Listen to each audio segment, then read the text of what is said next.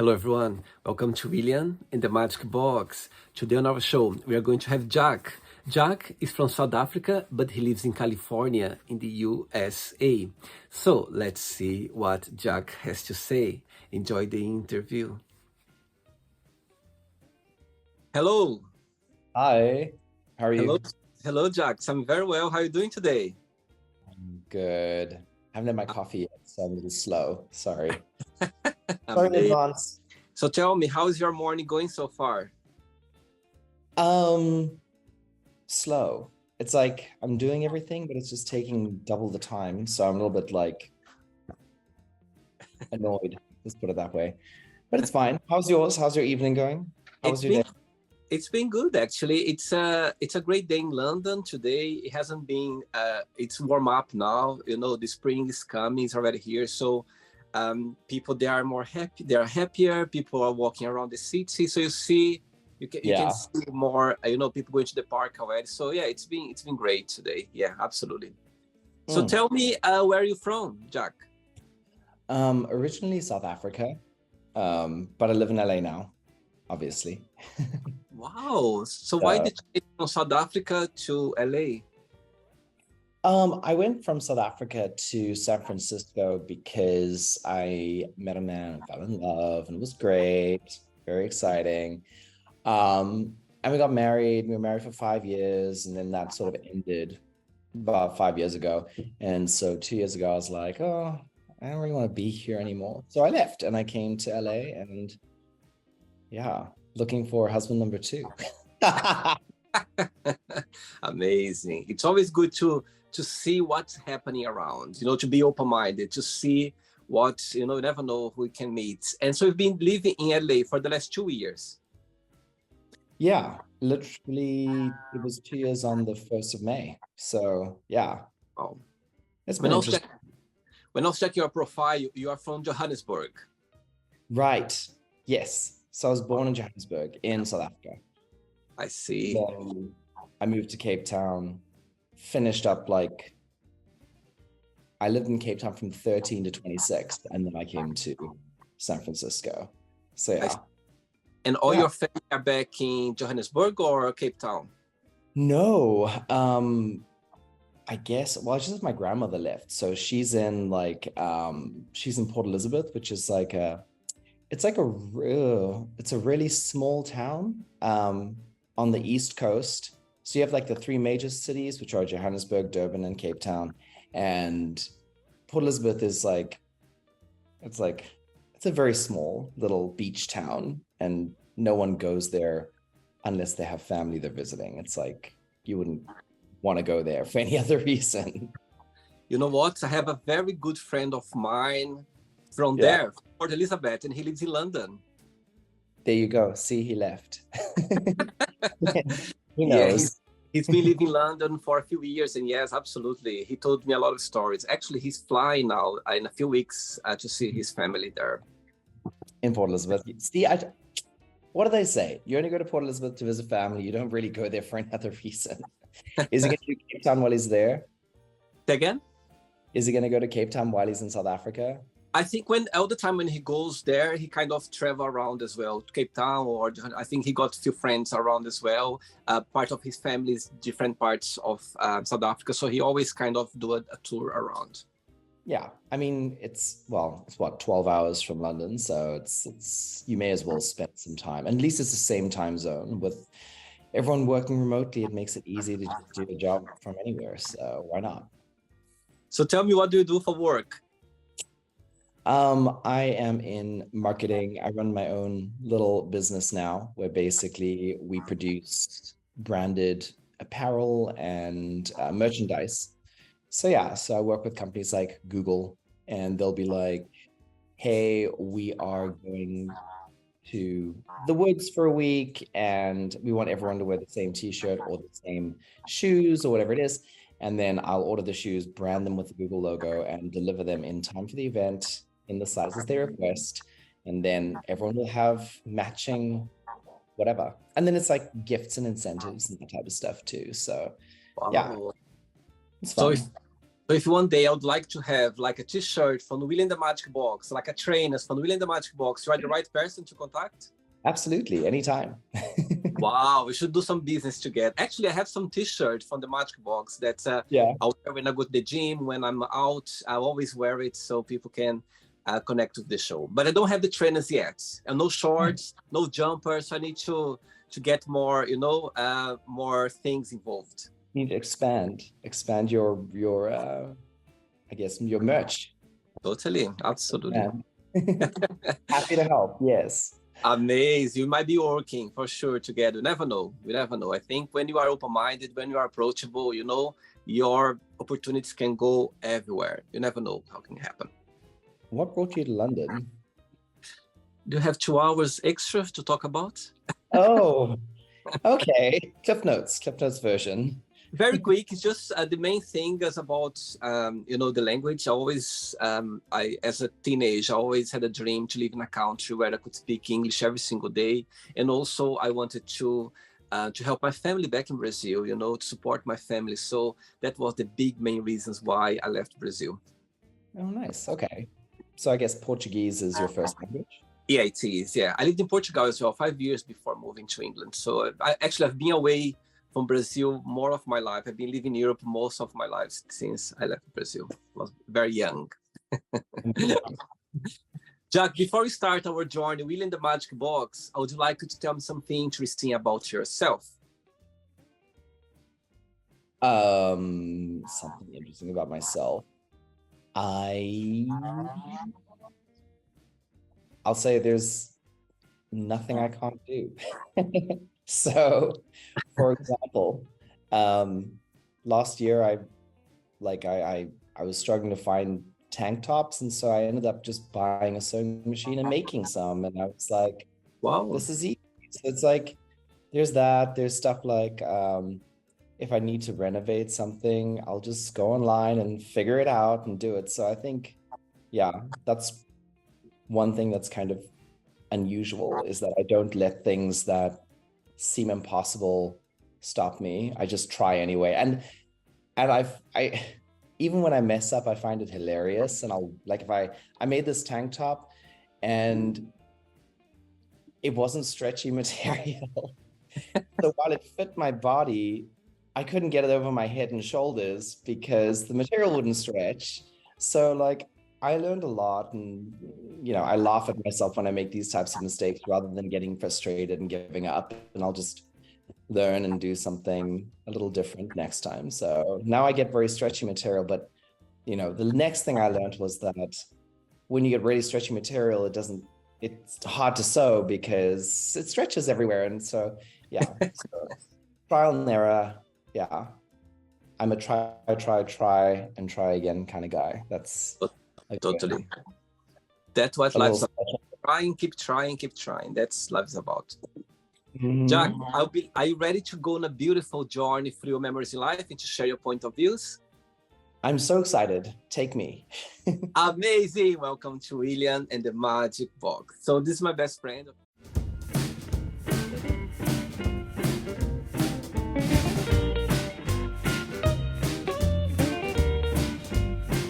From the fun questions. I'm just going to play a song now just for us to relax a bit before the first question, okay? Okay. Great. Let's do it.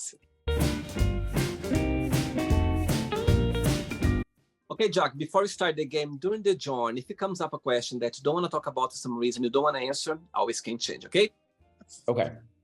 Amazing. First question for you is, I think this one's going to be easy. Would you ever get a tattoo, and what that would be?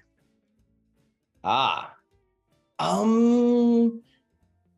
really wanted one for a long time, and I don't think I have the guts to do it. I don't think I have the guts to commit to having something on my body forever.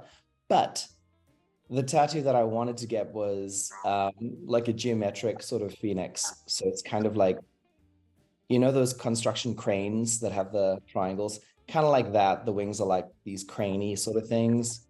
So yeah, if I got a tattoo, that's what I would get. Do you think you're going to have one day or not? I don't think so. I think I'll do a temporary one. I mean, I just can't commit to that. It's interesting because, you know, through my life as well, I love seeing people with tattoos. I think it's really, you know, some people suit very well, you know, they express themselves and there's so many creativity there, but I never found myself getting a tattoo. Fun enough, for the last, let's say 2-3 years, I start consider actually, you know, I like something very discreet, something that maybe I cannot see all the time, you know what I mean? Like a piece of something somewhere, but I'm not ready yet. I'm not ready yet for it. But maybe, you know, the future, I think tattoo is about expressing yourself. If there's something that I think, okay, it's something that I would like to put in my body, why not? Yeah. I mean, I think I feel the same way. I'm just not ready to commit. We'll see. Yeah, Maybe. absolutely. Next question. Next question is, if you could have dinner with anyone, living or not, who that would be and why? Oh, if I could have dinner with anyone, living or not, who would it be?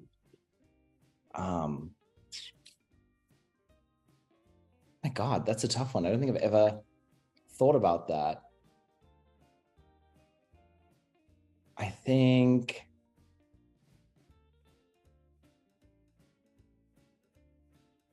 okay, this is going to be a little bit lame, but I would say my mom, because she passed away when I was a child. So I think that's the only person I really want to like talk to and just learn about. If it was one dinner, I think. Wow, that's a very sweet answer. Are you okay to talk about it? Yeah. Yeah. So, do you have any memories with her? As you said, you're a child when she passed away. Do you have any memories? Yeah, I mean, I remember like snippets. I remember that she loved going to flea markets and she loved cooking. And so when we would go to the flea markets, usually she would allow me to get one thing. She'd be like, you can get one thing. And inevitably I'd always pick a book. And it was either a book to read or a cookbook.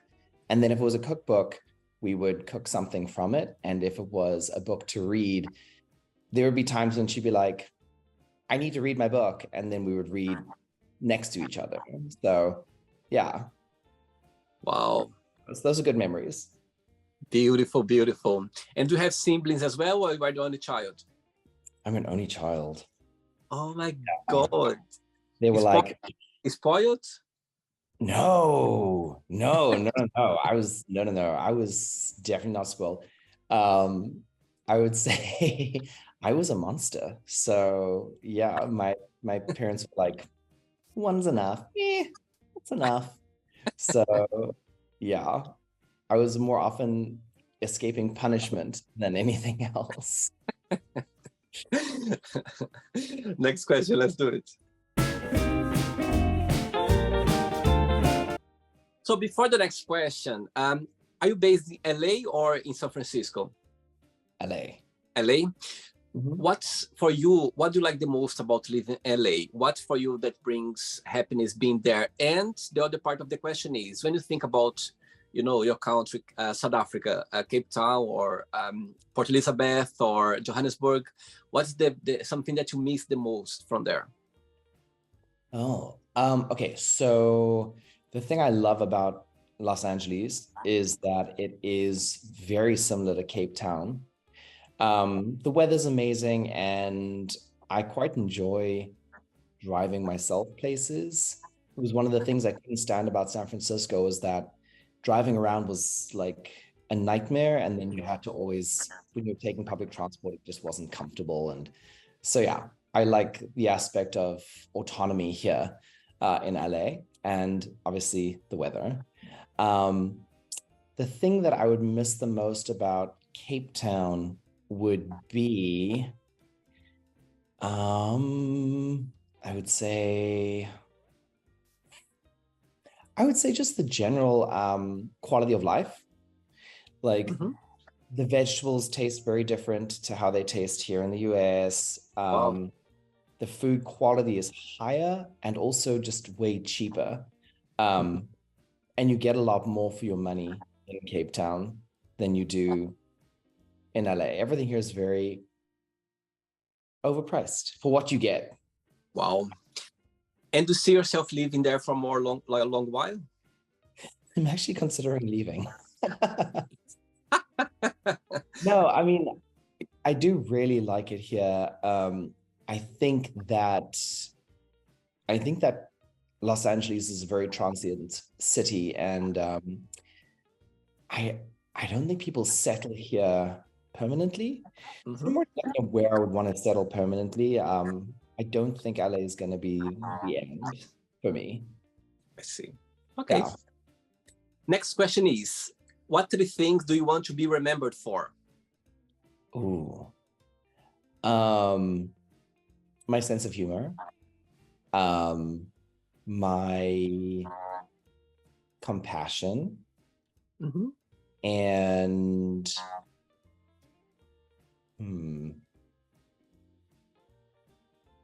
and my loyalty. Yeah. Saying that, Jacques, when you think about yourself, what do you feel like? What do you like the most about being yourself? I like how self-aware I am. Well, actually, I like it the most and I hate it at the same time because it separates me from other people in a big way. So yeah. See. Okay.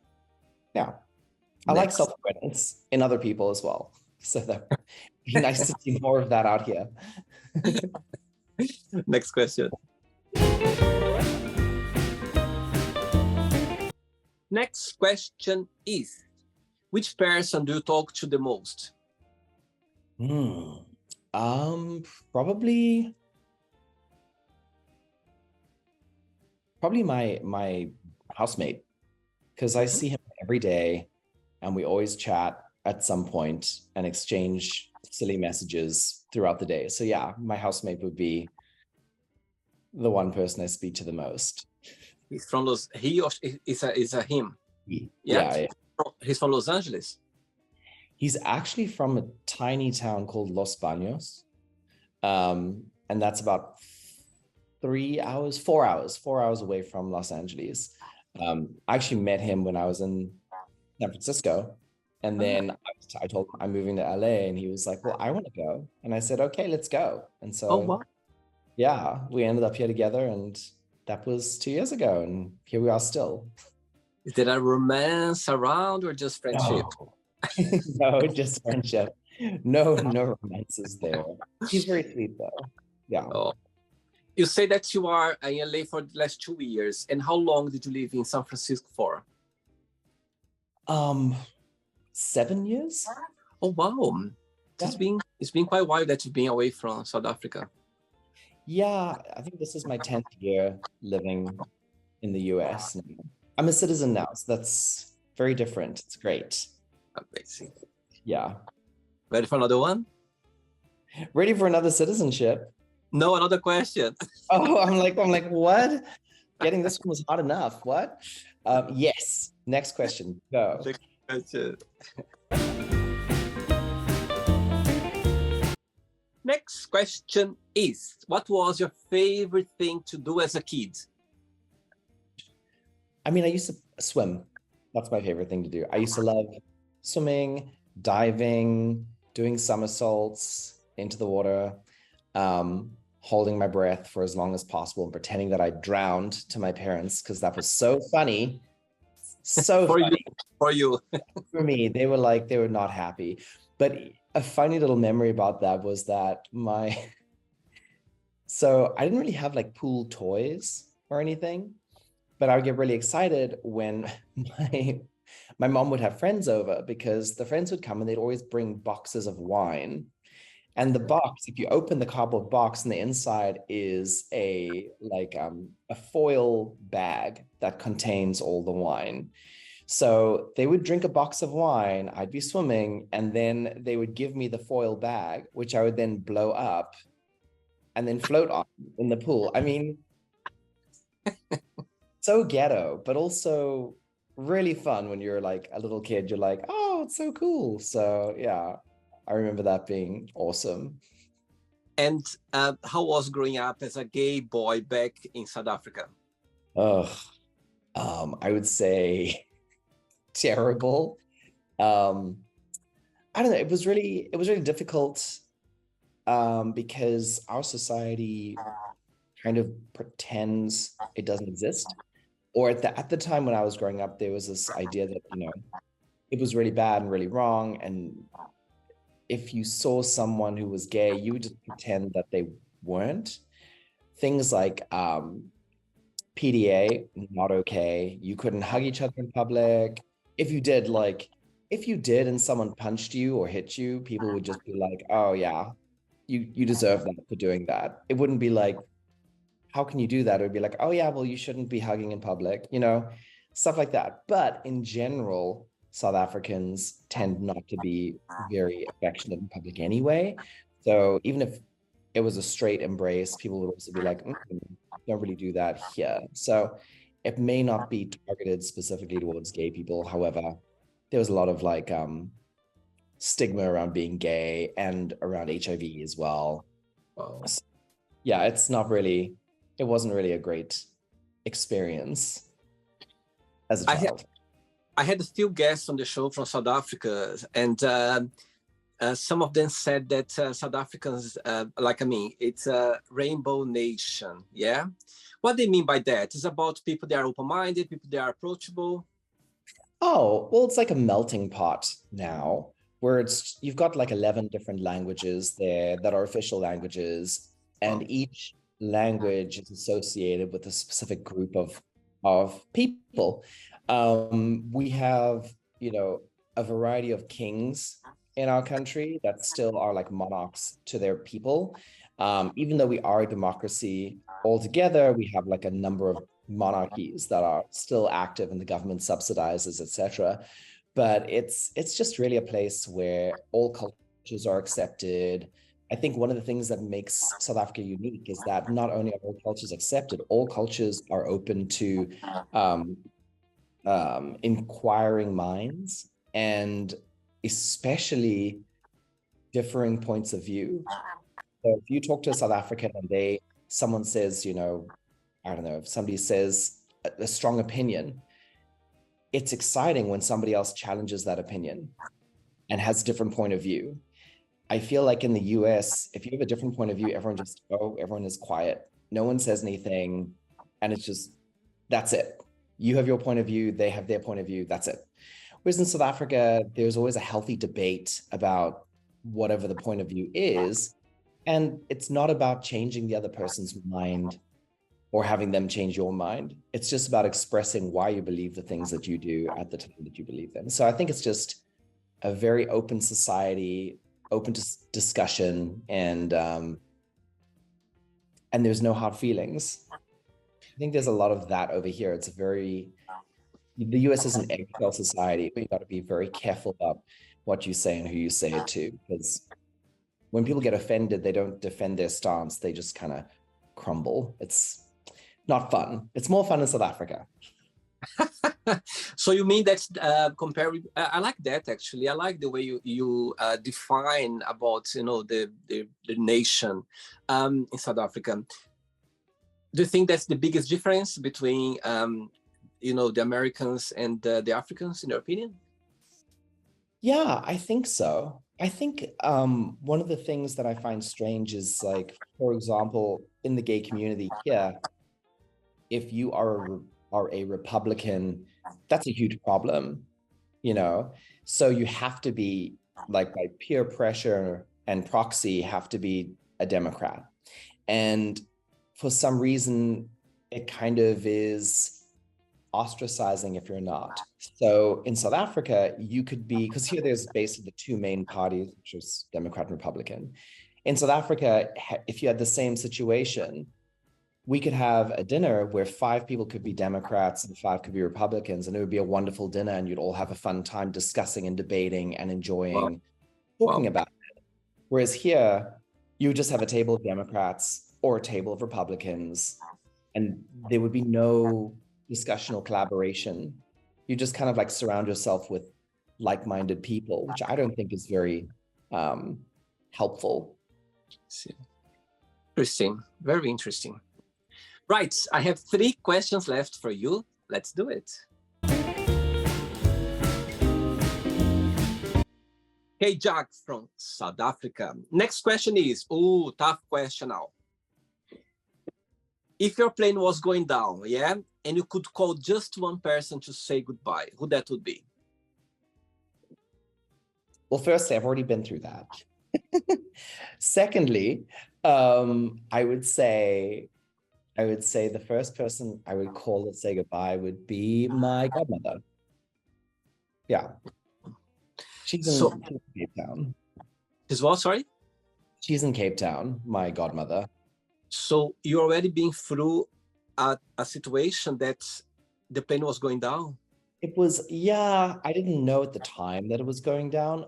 It wasn't a plane, it was a microlight. So we were in the air. It was me and my godfather. He flies a lot and he does all these trips. And he went to Namibia and came back.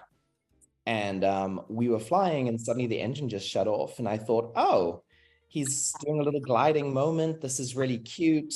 This is so much fun. And then I see him like there's this string thing that you got to pull to start the engine. He's like, and this thing's just not going on. And I'm like, oh, well, this is kind of fun. And then we start diving and I'm like, oh, we're diving to this is so exciting. Not realizing that like we're plummeting to our death, basically. And in the end, he pulled the stick up at the last moment and got enough lift for us to go over like this mound on the side of the mountain that we were sort of plummeting towards. And we ended up landing in a field of crops. And I remember I was like 11, I think.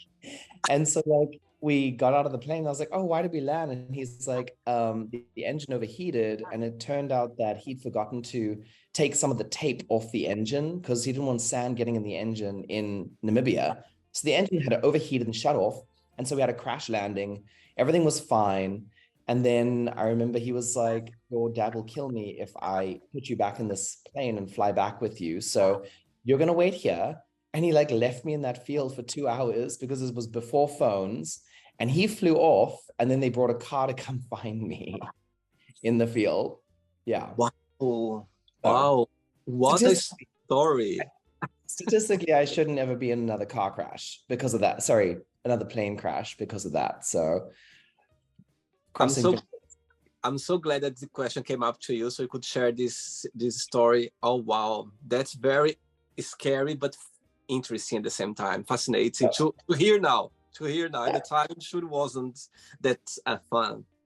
I mean, like, I didn't even realize what was happening. He was so calm about it. He didn't like scream or panic. And I was like, oh, this is all part of the ride. We're just going to glide down to the ground now. And then at the end, I discovered, oh, yeah, the engine was actually off.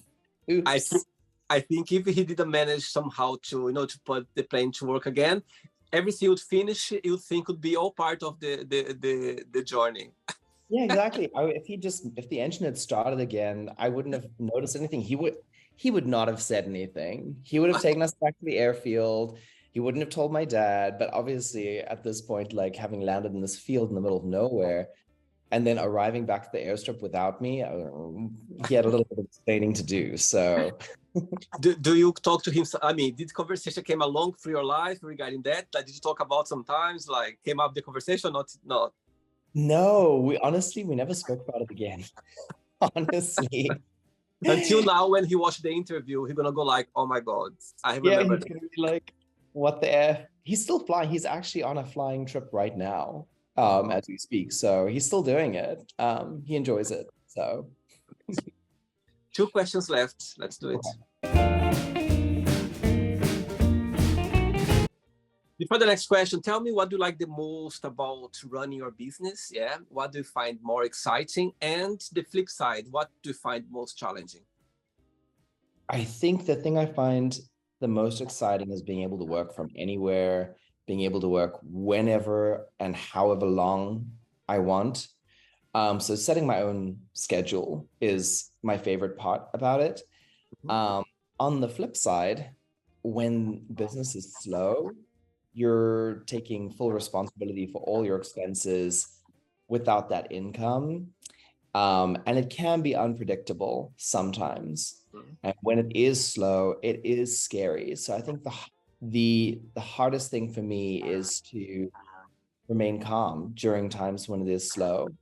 And this year especially, I've kind of decided that, when it's slow, I'm going to be grateful for it being slow so that I can take time to do the things that I want to do. Amazing. Wow. Next question is, do you think your priorities have changed since you're younger? Yes. I mean, they change all the time, don't they? Right? I think when I was younger, I had this idea that I had to work extremely hard all the time. And a couple years ago, I got really, really sick from having, my immune system got depleted from doing all the work that I was doing. I was working from like 7 a.m. till 10, 11, 12 at night. Wow. It was just exhausting. And I would work on weekends, and then I would just have no energy to do anything else. And I always had a cold. And eventually, like, I got really, really sick. And after I got better, like, I just kind of realized I wasn't happy doing what I was doing. Working that hard, even though my priority was to, earn money and have this fabulous life, I kind of reprioritize me over the job. So now I don't do anything I don't want to do. And honestly, if a customer is difficult and not collaborative, I don't take it personally, and I understand, and I'm happy to let that go. Whereas in the past, I'd be very much like taking it personally and prioritizing their needs over my own. I don't think that I do that anymore, and it's really worked in my customers' favor because I'm just a much better person. I'm better at my job. I'm more rested, and I mean, I haven't had any complaints since I made that change at all. So, yeah. Sometimes it's good for us to put ourselves, in a let's say in a situation, or put ourselves as a first. You know what I mean? Because if we don't work ourselves first, we cannot give our best. So we need to literally, give ourselves the best that we can before giving to our business, to our people around us. You need to look after yourself. I think the most that you can. Exactly. You gotta fill your cup first before you can fill someone else's. And my priority was filling everyone else's cup, and then I had nothing left to fill with. So yeah. And it's in the end of the day, as you said, being grateful as well. I'm sure you are grateful because you went through that, because now you know and realize that as well. Because sometimes you just keep going, and one point don't realize that. When you realize it's already too late. So I think we should always be grateful for that as well. Absolutely. Yeah. Ready for the last one? Yes. Last question. Let's do it. But before the last question, tell me, since you've been living in the US for the last 10 years, tell me the beginning for you. How was the most difficult part for you to adapt yourself to the new culture, or what did you find more hard at the time? The most difficult thing for me was, it was a huge culture shock. I didn't know anyone. The only person that I knew was my husband. Not my husband at the time. He was just a boyfriend at the time. But I remember I would wait for him to go to sleep, and then I would go to the bathroom and cry because it was really isolating.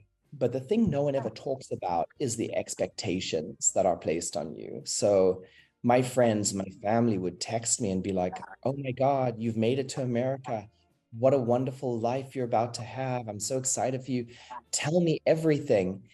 And I didn't feel that way. I didn't feel lucky. I didn't feel any of the benefits that I knew would come with time.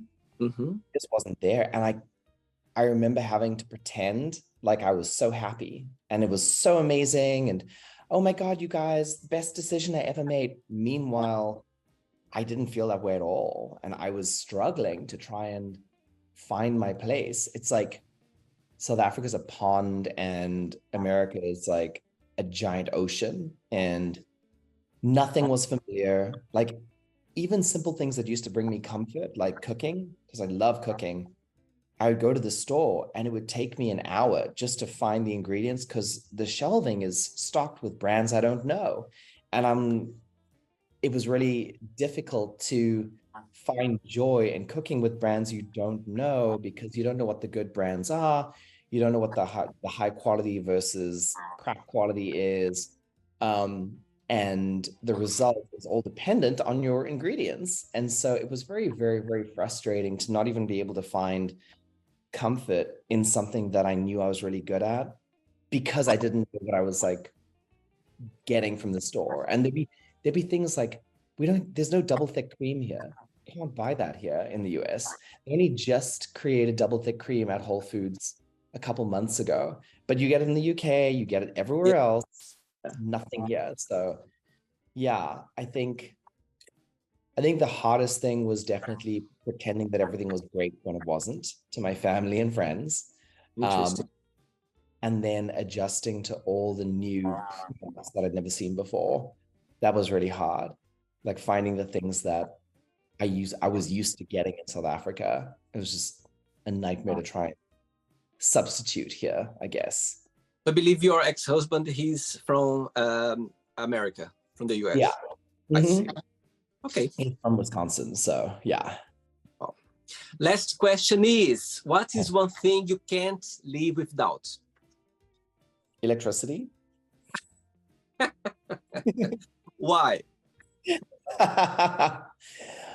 Oh, I mean, for a number of reasons, I have to have AC. I mean, I overheat very quickly. I have to have my hair dryer, otherwise my hair will take forever to dry. My curling iron, like my my cooking. So yeah, electricity is the one thing I just cannot live without. A friend of mine just asked me to go camping, and I said no. He was like, "What if it's in a cabin?" And I said, "Sure. Does the cabin have electricity?" And he said, "No." And I said, "Okay, well then I can't go." So that's all. I just need electricity, just something small. Oh, No biggie. yeah. But on that topic, just quickly, South Africa is experiencing load shedding still, which I'm sure you know. I do. I had so many guests that we need to reschedule. We need to do another day because the problem. Yeah, and it's at random times. You could be Yeah. so yeah. Yeah. Electricity is a big one for me. Very good. So now everyone knows when they invite you to go to somewhere, whatever, they're gonna make sure that there is electricity there. Oh, I hope you get a lot of invites. Right, it's not the end yet. Let's play now the word association game. Okay, I'm going to give away some words. Just tell one word that comes to your mind. Quick thinking. Okay. So, I hope you are enjoying the interview. Before we do the word association game, don't forget to give a like, don't forget to share this video, and also don't forget to subscribe to our channel. Just click on the button right there. Thank you so much and enjoy the word association game. One word for money. Cash. Family. Mom. One word for love. Ooh.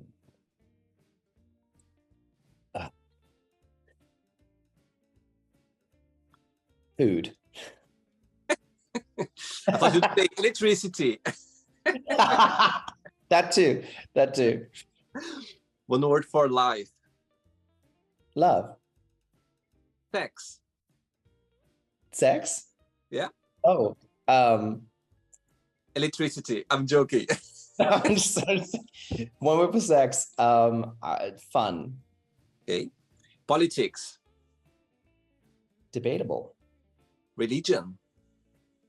Controversial. Fear.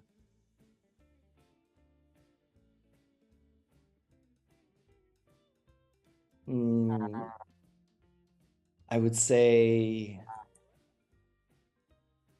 overcomable. Okay. Friendship. Love. Desire. Lust. Regret. Hope. Success. Work, wish, dream, happiness. love, One word for California.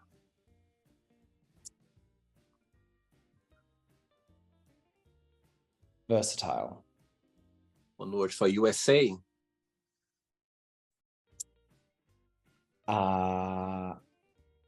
Opportunity, One word for South Africa. troubled. You are saying. One word for Nelson Mandela. Hero. And the last one now, if you could define your company, your business in one word, what that would be? In one word, I would say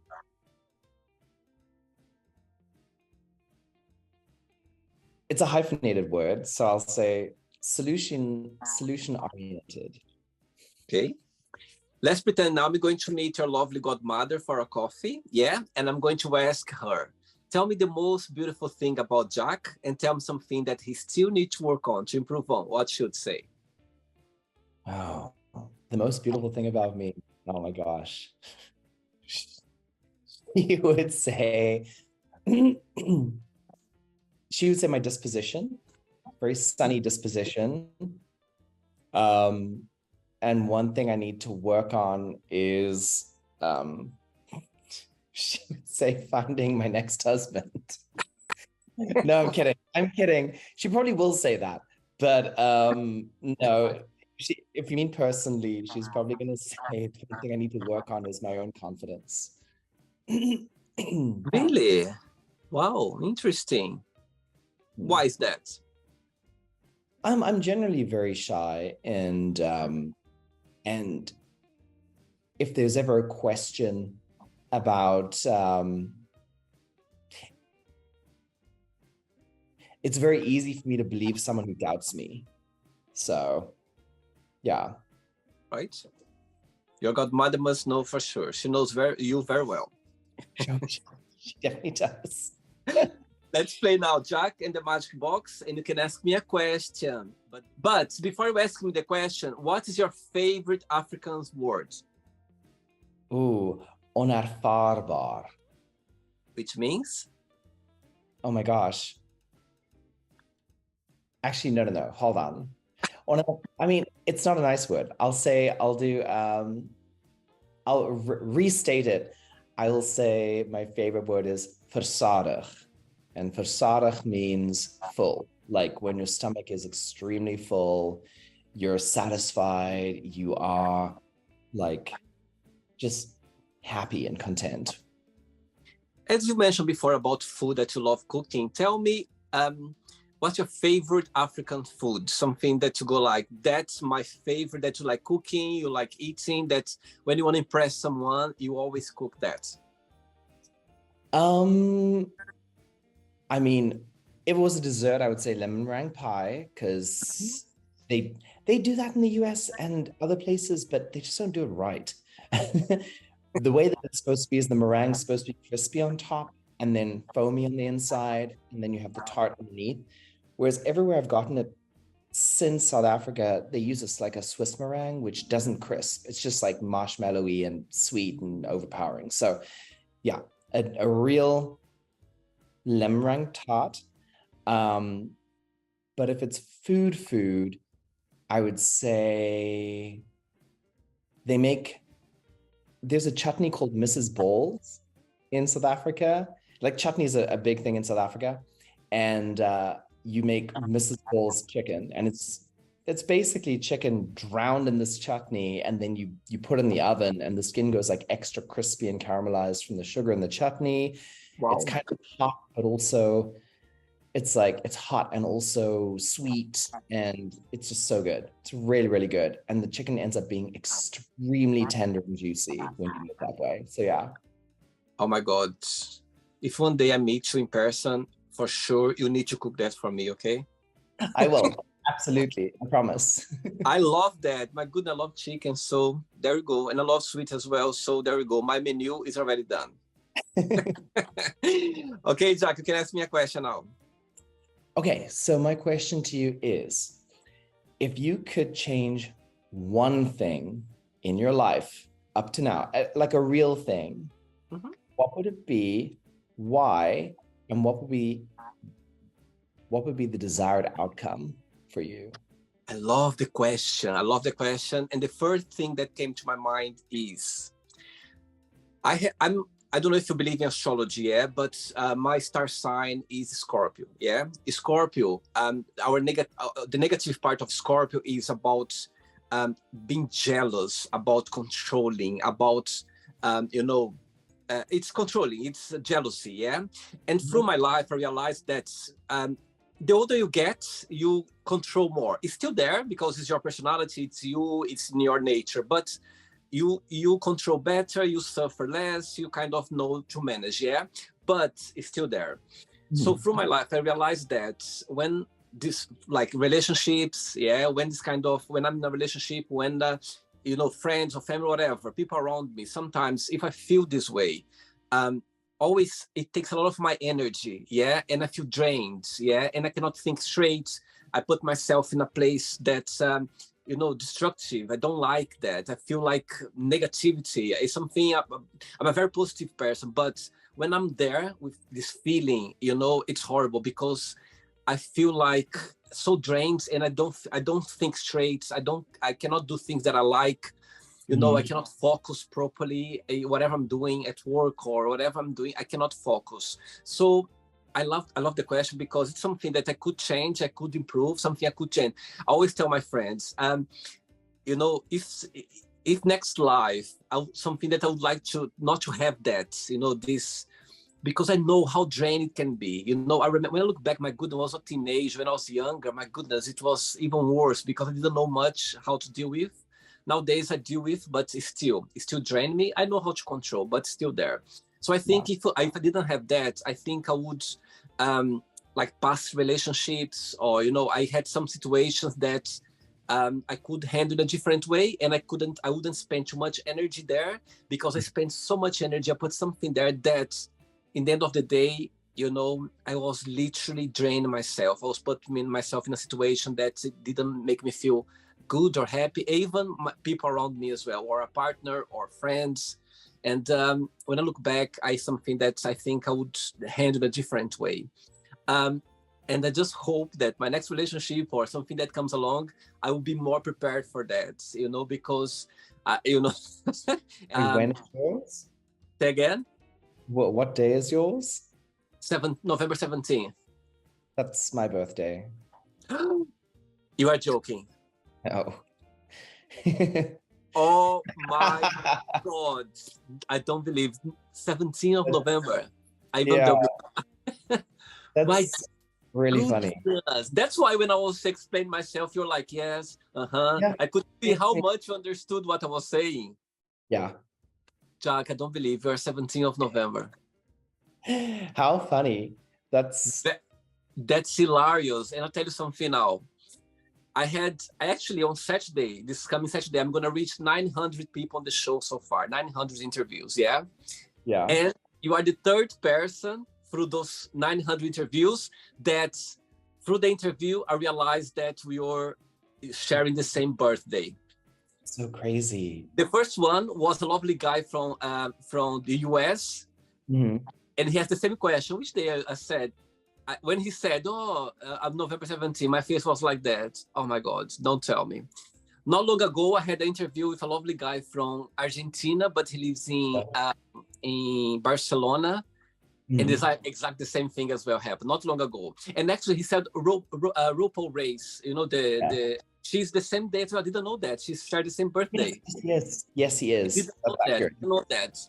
And now, oh my God, I'm so happy because my lucky number is 3, and you are the third person through these 900 interviews that share the same birthday as mine. Oh my God, how amazing! I'm so connected. I'm so glad we connected.